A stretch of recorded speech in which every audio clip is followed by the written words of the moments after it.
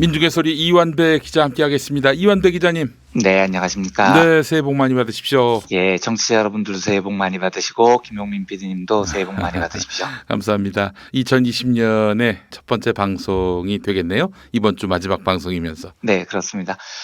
시작하기 전에 진심으로 다시 한번 청취자 여러분들 올해 하시는 모든 일들 다 성취하셨으면 좋겠고요.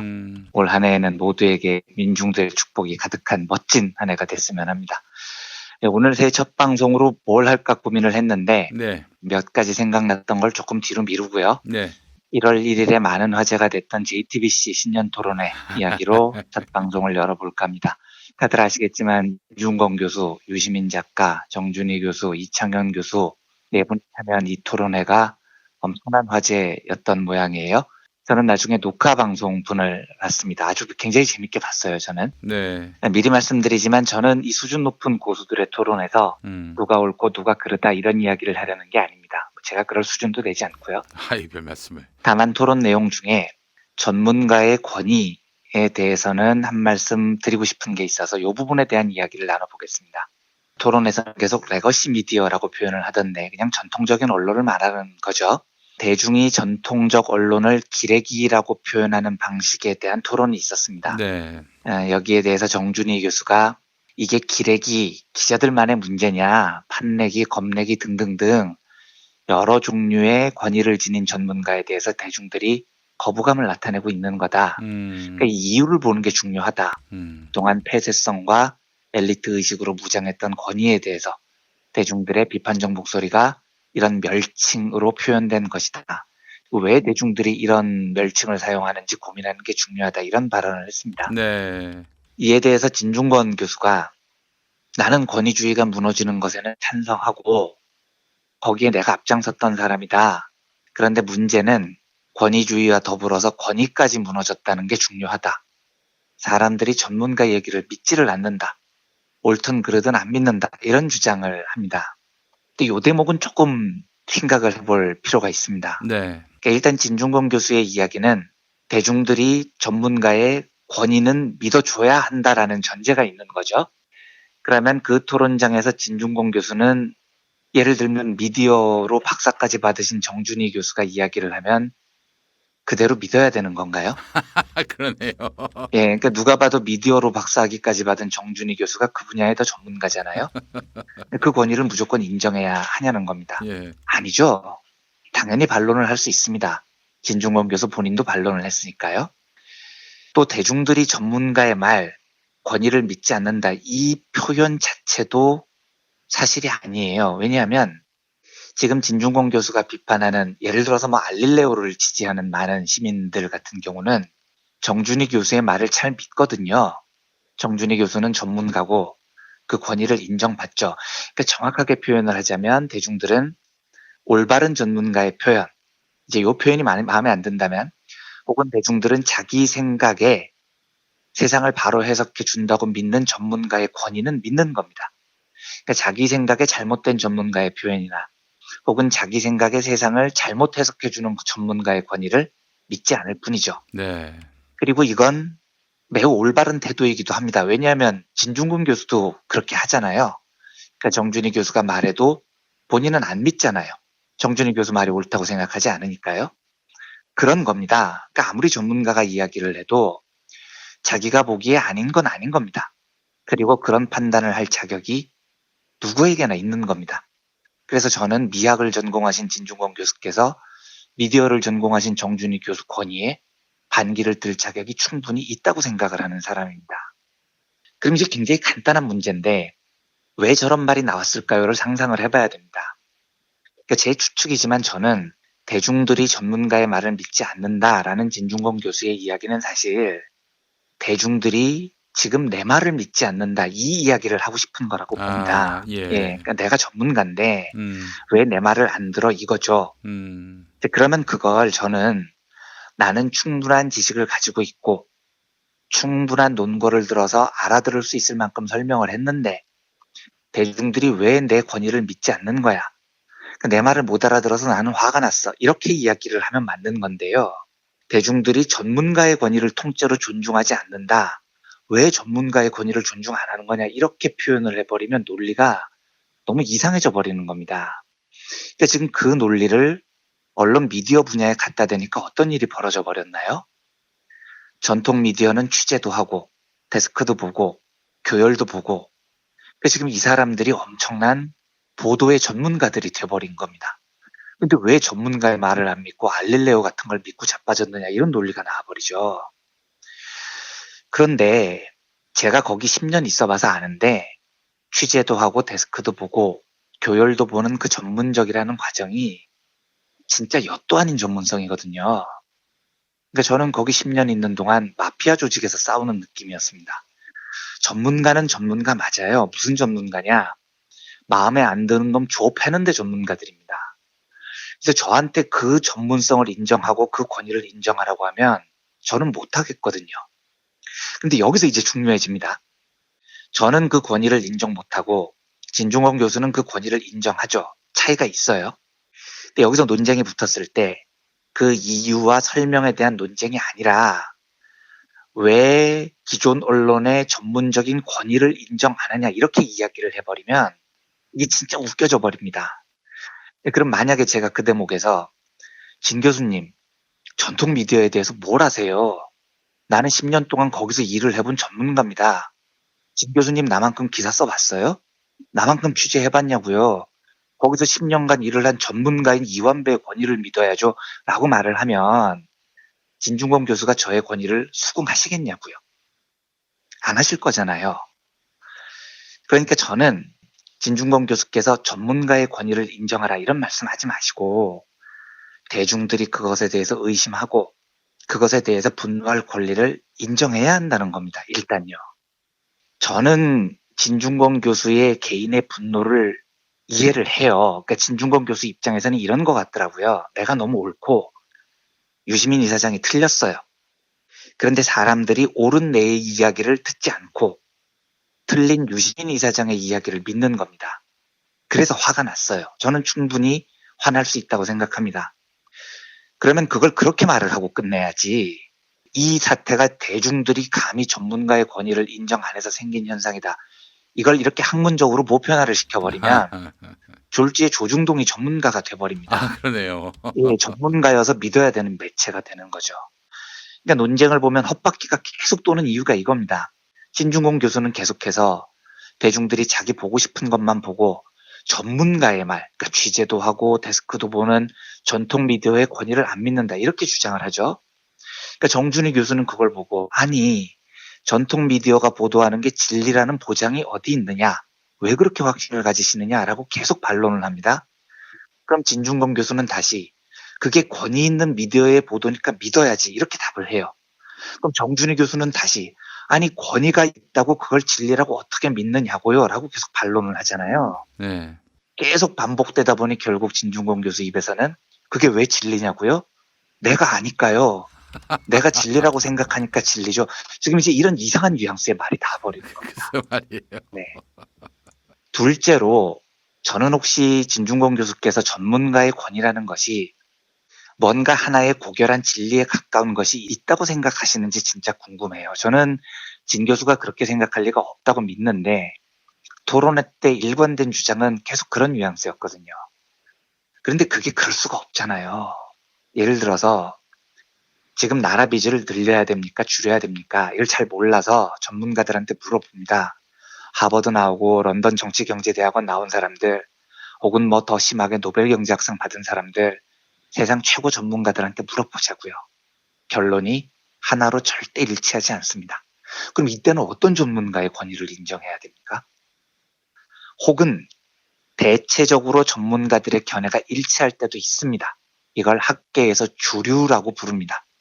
그러면 주류의 견해가 일치하면 그 주류 전문가들의 권위를 무조건 인정해야 됩니까? 우리 다 같이 비주류에서 싸워온 사람들끼리 주류의 권위를 인정하자고 하면 싸움은 앞으로 어떻게 나갈 건데요. 혹은 심지어 전문가들이 만장일치의 견해를 보이는 경우도 있어요. 그럼 그 권위를 인정해줘야 됩니까? 2008년 11월에 영국 엘리자베스 여왕이 금융위기에 너무 충격을 많이 받아서 영국 런던 전경대를 방문을 해서 유수의 경제학자들을 모아놓고 이런 질문을 던집니다. 이렇게 수많은 위대한 학자와 이렇게 수많은 위대한 경제학 이론이 있는데 우리는 왜 이토록 심각한 금융위기를 단 한 명도 예측하지 못했습니까? 이런 질문을 던져요. 이 질문 한마디에 세계에서 가장 뛰어난 경제학자라고 거들먹거리던 사람들이 찍소리도 못하고 찌그러집니다. 그래서 결국 이 위대한 학자들이 몇 개월 동안 모여서 여왕의 질문에 답을 하기 위해서 끙끙대면서 세미나를 해요. 그리고 이듬해 3페이지짜리 편지를 여왕에게 보냅니다. 그 편지가 진짜 구구절절한데 한 줄로 요약하면 여왕님, 우리가 아둔했습니다. 용서해 주세요라는 반성문이었습니다. 그래서 무슨 말씀을 드리고 싶냐면 전 세계 그 어떤 경제학자도 2008년 금융위기를 예측하지 못했다는 건 경제학자들의 만장일치 견해였다는 뜻인데 전문가들의 만장일치조차 세계에서 가장 극악했던 금융위기를 내다보지 못했다고요. 그러면 전문가의 권위를 무조건 인정하라는 게 어떻게 설득력이 있겠습니까? 오해는 하지 말고 들어주십시오. 제가 전문가들이 하는 말은 다 쓰레기다 이런 식으로 이야기를 하는 게 아닙니다. 그 속에서 늘 의심하고 보완하는 것으로 진리에 근접할 수 있다는 이야기를 하는 거죠. 그리고 진리에 접근하기 위해서는 의심이 매우 중요합니다. 그리고 그 의심을 몇 명이 할 때보다는 많은 사람이 할 때, 소수가 할 때보다는 다수가 할 때 훨씬 역사가 진보해 왔다는 이야기를 드리고 싶은 겁니다. 그것 때문에 우리가 왕정보다는 귀족정을 더 발전한 체제로 여기는 거고 귀족정보다는 민주주의를 더 발전한 체제로 여기는 겁니다. 수많은 사람들은 그 권위에 대해서 의심할 권리가 있고 그 의심으로부터 세상이 발전하는 거라고요. 이건 저보다 진중권 교수께서 만 배는 더 잘 아실 거 아닙니까? 역사적 발전과 학문의 발전, 심지어 과학의 발전조차도 기존의 권위를 의심하는 것으로 시작됐다는 사실을요. 니체는 심지어 신의 존재까지 의심했습니다. 그러면 우리는 의심을 통해서 과거를 깨고 앞으로 나아가자는 데까지는 최소한 합의를 해야죠. 그런데 내 말이 옳은데 왜 안 믿어줘? 이렇게 분통 터뜨리고 끝내야 될 이야기를 지금 이 사태가 대중들이 판타지를 좋아해서 전문가의 권위를 인정하지 않기 때문에 벌어진 일이야. 이렇게 거창하게 설명을 해버리니까 역사의 발전도 진보도 다 설명하기 어렵게 엉망진창이 돼버리는 겁니다. 지금부터는 좀 다른 이야기를 하나 더 해보죠. 이건 뭐 꼭 진중권 교수께 드리는 이야기가 아니고요. 지식인 사회라고 불리는 곳에서 생각을 좀 해봐야 되는 문제입니다. 행동경제학에는 통제력 착각 환상이라고 불리는 이론이 있습니다. 쉽게 말씀드리면 사람들은 절대로 통제할 수 없는 일을 자꾸 자기 힘으로 통제할 수 있다고 믿는 경향이 있다는 겁니다. 근데 일반인들에게도 이런 환상이 많지만 특히 지식인들에게 이런 착각과 환상이 상당히 많아요. 하버드 대학교 심리학과 앨런 랑거라는 교수의 실험인데요. A와 B 두 집단에게 1달러짜리 로또를 한 장씩 사게 합니다. 근데 A그룹은 로또 번호를 자기가 직접 골라요. 반면에 B그룹은 무작위로 번호가 선택된 로또를 배정받았습니다. 그런데 사실 이게 내가 번호를 고르건 무작위로 번호가 골라지건 당첨 확률로 따지면 똑같은 거죠. 그런데 이후에 이 두 그룹에게 이 로또를 팔 생각이 있냐고 묻고 판다면 얼마에 파실래요? 라고 묻습니다. 근데 이것도 이제 상식적으로 팔 생각이 있다면 1달러에 팔아야죠. 로또 가격이 1달러니까요. 그런데 자기가 직접 번호를 고른 A그룹에서는 무려 38%가 절대 로또를 팔지 않겠다고 버팁니다. 애정이 있는 거예요. 그게 될 거라고 생각을 하는 거죠. 반면에 무작위로 번호를 배정받은 B그룹에서는 로또 안 팔겠다고 고집부린 사람이 19%밖에 되지 않습니다. 자, 그걸 판다면 얼마에 팔 것이냐 이렇게 물었을 때 자기가 직접 번호를 고른 A그룹이 제시한 가격이 무려 8.9달러였습니다. 쥐는 살 때는 1달러에 사놓고 지가 번호 골랐다고 팔 때는 9달러에 판다는 겁니다. 사기치는 거죠 거의요. 근데 이 왜 그러느냐. 네. 내가 고른 번호는 될 것 같다고 생각하기 때문입니다. 그래서 더 비싼 가격에 파는 거예요. 반면에 무작위로 번호를 배정받은 B그룹에서는 판다면 얼마에 파느냐 1.9달러에 판다고 합니다. 1달러와 거의 비슷하죠. 무슨 이야기냐면 로또에 당첨되느냐 안 되느냐는 절대로 내 힘으로 좌우할 수 있는 일이 아닙니다. 완벽하게 인간의 통제 범위 밖에 있는 일이에요. 그런데 많은 사람들은 자기가 직접 고른 번호는 당점 확률이 높을 거라고 착각합니다. 즉, 내 손으로 뭘 하면, 내가 선택해서 뭘 하면 성공의 확률을 높일 거라고 착각을 하죠. 이 환상, 내가 하면 나아진다는 이 착각을 행동경제학에서는 동제력 착각 환상이라고 부릅니다. 지식인들이 공부를 많이 하고 아는 게 많죠. 그런데 이런 사람일수록 좀 주의해야 할 대목이, 사람은 자기가 배운 거, 내가 아는 지식, 내가 고른 숫자, 이거에 대한 과대망상이 있다는 겁니다. 그런데 꼭 알아야 될 건, 내가 배운 것이 세상을 바꾸는 모든 진리일 수가 절대 없어요. 그래서 지식인이라도 함부로 자기 지식에 대한 권위를 이야기하면 안 됩니다. 인류의 누적된 지식을 한번 생각해 보십시오. 그 아래 한 명의 지식인이 배운 건 진짜 한 줌, 먼지 한 톨도 안 될 정도의 작은 지식일 뿐이라고요. 내가 배운 걸로 세상을 다 해석할 수 있고 그게 세상을 다 바꿀 수 있다고 생각하는 건 정말로 어마무시한 오만이죠. 그래서 저는 지식인들이 만약에 대중들이 내 주장을 받아들이지 않을 때 제일 먼저 해야 할 일은 내가 알고 있는 것이 진리가 아닐 수 있다고 의심하는 거여야 한다고 믿습니다. 그리고 자꾸 의심을 해봤어요. 근데 아무리 의심을 해봐도 내 생각이 맞아요. 그런데도 대중들이 내 말을 듣지 않는다면 그땐 뭘 의심해야 될까요? 내가 말하는 방식이나 내가 말하는 태도가 잘못됐는지를 의심해 봐야죠. 맞는 말을 했는데 내가 너무 싸가지 없이 이야기를 한 게 아닌가, 이런 걸 의심해야 됩니다. 그런데 많은 지식인들이 이런 걸 의심하는 게 아니고 대중들을 먼저 의심을 하는 겁니다. 그러니까 문제가 복잡해지고 안 풀립니다. 물론 전문가들이 옳고 대중들이 틀렸을 수도 있는데 하지만 역사를 보면 반대의 경우도 부지기수로 많습니다. 실제로 해보면 어느 쪽이 많은지 모를 정도입니다. 그래서 지식을 파는 사람은 누차 강조하지만 겸손해야 됩니다. 일단 자기부터 의심을 하고요. 자기 표현 방식부터 의심해야 합니다. 설사 만에 하나 지식인이 하는 말이 옳고 대중이 틀렸다 한들 그걸 설명을 하면서 이걸 이해를 못하는 이유는 대중들이 무식해서 판타지나 쫓고 있기 때문이다, 이런 말투로 설명을 한다면 그 어떻게 대중을 설득하겠습니까? 엊그저께 토론에 대해서는 더 길게 이야기할 능력이 없어서 여기서 마무리하겠습니다만, 신년 토론회에서 지식인의 범위에 대한 이야기가 나와서 권위나 지식인의 태도에 대한 대목은 우리가 함께 생각해 봤으면 하는 마음으로 오늘 이 주제를 골랐습니다. 여기서 그냥 마치고요. 다시 한번 청취자 여러분, 올 한 해 새해 복 많이 받으시고 민중들 축복이 가득한 멋진 한 해가 되기를 기원하겠습니다. 우리 이완배 기자님하고 정준희 교수하고 같은 학년 또 학교도 그러시고요. 예. 네. 그래요. 또 두 분이 같이 또 운동도 하셨고. 네. 아이고, 네. 그렇게 또 TV에서 옛 동지들을 봤을 때는 또 기분이 아주 삼삼하시겠어요? 솔직히 말씀드리면 네. 제가 그런 인연이 있어서 이런 얘기를 드리는 게 너무 편파적인 것 같아서 말씀을 못 드렸는데, 네. 아주 정말 개인적인 감정으로 따지면 저는 정준희 교수가 토론을 제일 잘했다고 저는 생각하고요.